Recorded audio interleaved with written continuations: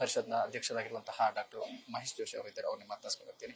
Sir, ಈಗ ಅವರು ಸಾಹಿತ್ಯ ಲೋಕ ಕೊಟ್ಟಂತಹ ಕೊಡುಗೆ ತುಂಬಾ ದೊಡ್ಡದಿದೆ.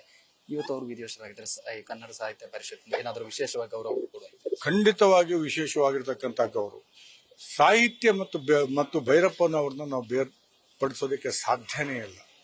ಹಾಗಾಗಿ ಸಾಹಿತ್ಯ ಪರಿಷತ್ತಿನ ಜೊತೆಗೂ ಸಹಿತ ಬಹಳ ಅತ್ಯಂತ ನಿಕಟವಾಗಿರ್ತಕ್ಕಂತಹ ಸಂಬಂಧವನ್ನ ಹೊಂದಿರತಕ್ಕಂಥ 67ನೇ ಅಖಿಲ ಭಾರತ ಸಾಹಿತ್ಯ ಸಮ್ಮೇಳನದ ಅಧ್ಯಕ್ಷರಾಗಿ ನಾನು ಅಧ್ಯಕ್ಷ ಆದ ಮೇಲೆ ಕನ್ನಡದ ಶಾಲೆಗಳು ಉಳಿಬೇಕು ಅನ್ನುವಂತಹ ದೃಷ್ಟಿಯಲ್ಲಿ ಒಂದು ಅಭಿಯಾನವನ್ನು ಪ್ರಾರಂಭ ಮಾಡಬೇಕು, ಒಂದು ಅಧ್ಯಯನವನ್ನು ಮಾಡಿ ಸರ್ಕಾರಕ್ಕೆ ವರದಿಯನ್ನು ಕೊಡಬೇಕು ಅನ್ನುವಂತಹ ಯೋಚನೆ ಮಾಡಿದಾಗ ಅವರೇ ಅಧ್ಯಕ್ಷರಾಗಿದ್ದರು.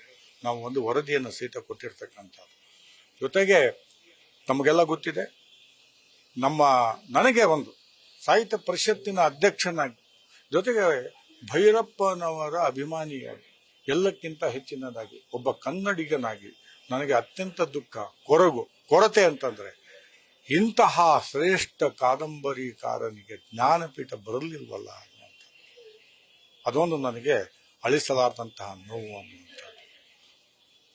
ಸರ್, ಈಗ ಸಾಹಿತ್ಯ ಲೋಕದಲ್ಲಿ ಅವರ ಬರವಣಿಗೆ ಯಾವತ್ತಿಗೂ ಕೂಡ ಉಸಿರಾಡ್ತಾ ಇರುತ್ತೆ. ಯಾಕಂದ್ರೆ ಅವರು ಅಂತಹ ತೀಕ್ಷ್ಣದ ಬರವಣಿಗೆ ಆಗಿರ್ಬೋದು, ಅವರ ಕಾದಂಬರಿ ಆಗಿರ್ಬೋದು, ಪ್ರತಿಯೊಂದನ್ನು ಕೂಡ ಇವತ್ತು ಅದು ಎಷ್ಟು ವರ್ಷಗಳು ಕೂಡ ಉಸಿರಾಡ್ತಾನೆ ಇರುತ್ತೆ. ಅವರ ಕಾದಂಬರಿ ಬಗ್ಗೆ, ಅದರ ಬಗ್ಗೆ, ಅವರ ಕಾದಂಬರಿಗಳಲ್ಲಿ, ಅದರಲ್ಲೂ ಸಹಿತ ನಾನು ಸಾಹಿತ್ಯ ಪರಿಷತ್ತಿನ ಅಧ್ಯಕ್ಷನಾಗಿ ನಮ್ಮ ಸಾಹಿತ್ಯ ಪ್ರಕಟಣೆಯನ್ನು ಮಾಡ್ತಕ್ಕಂಥ ಹಿನ್ನೆಲೆಯಲ್ಲಿ ನೋಡಿದಾಗ ಅವರ ಸಾಹಿತ್ಯ ಎಷ್ಟು ಆಳವಾಗಿದೆ ಅಂದ್ರೆ, ಅವರು ಬರಿತಾ ಇರ್ತಕ್ಕಂಥ ಕಾದಂಬರಿ ಇದೆಯಲ್ಲ, ಆ ಕಾದಂಬರಿಯನ್ನ ಬರೀಬೇಕಾದ್ರೆ ಮೊದಲು ಪೂರ್ವ ಸಿದ್ಧತೆಯನ್ನು ಮಾಡ್ತಾರೆ, ಜೊತೆಗೆ ಅಧ್ಯಯನವನ್ನು ಮಾಡ್ತಾರೆ, ಎಲ್ಲಕ್ಕಿಂತ ಹೆಚ್ಚಿನದಾಗಿ ವ್ಯಾಪಕವಾಗಿರ್ತಕ್ಕಂತಹ ಸಂಚಾರವನ್ನು ಮಾಡ್ತಾರೆ. ಜೊತೆಗೆ ಅವರು ಕಂಡುಕೊಳ್ಳುವಂತಹ ಬಹಳ ಮುಖ್ಯವಾಗಿರ್ತಕ್ಕಂಥದ್ದು ಅನುಭವ, ಜೊತೆಗೆ ಎಲ್ಲಕ್ಕಿಂತ ಹೆಚ್ಚಿನದಾಗಿ ಅನುಭವ.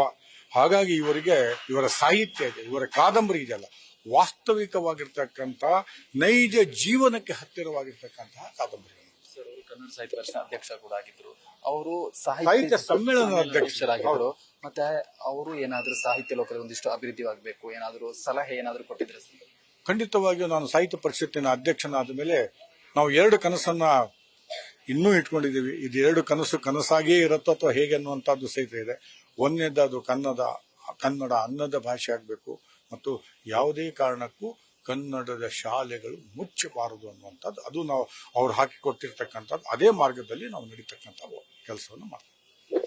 ಇಷ್ಟು ಕನ್ನಡ ಸಾಹಿತ್ಯ ಪರಿಷತ್ ಅಧ್ಯಕ್ಷರಾಗಿರುವಂತಹ ಡಾಕ್ಟರ್ ಮಹೇಶ್ ಜೋಶಿ ಅವರ ಮಾತು. ಕ್ಯಾಮರಾ ಪರ್ಸನ್ ವೆಂಕಟೇಶ್ ಜೊತೆ ಸತ್ತಾ news first Bengaluru. News first ನಿರ್ಭೀತಿಯಿಂದ ನಿಮ್ಮ ಪರವಾಗಿ.